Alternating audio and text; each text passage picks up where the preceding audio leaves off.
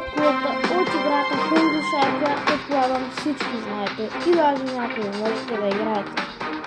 Това е Zombie Shark. Не иска да отключи, но забелязвате ли колко прилича на една друга акула. Това е именно нашия любим мегалодон. Вижте окото, вижте формата на тялото, вижте дори и перките. Вижте пак. Тази тура може малко мрачна и гадна за много хора, даже тъжна, но не чакайте къде това.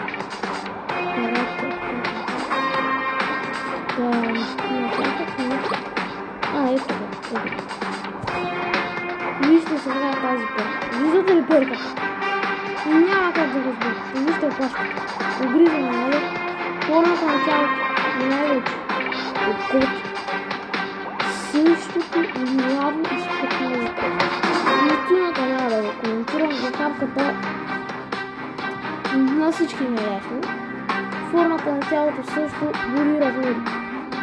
Но теорията ми, че Zombie Shark е реално бебе мегалодон и майка му е другия мегалодон, който е в играта. Ето този мегалодон.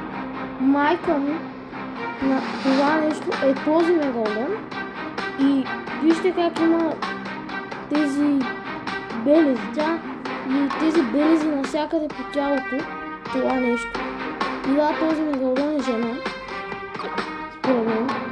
А това е детето, което нещо е зомбирало, нещо се заразило това дете и то е умряло, но се съживило от мъртвите. И затова имам теория, че това е детето на другия. О да, свърших клипа, защото планирах да свършваме, но още малко да кажа. И да, според мен това е по-скоро не Zombie Shark, а зомби мегалодон. То точно.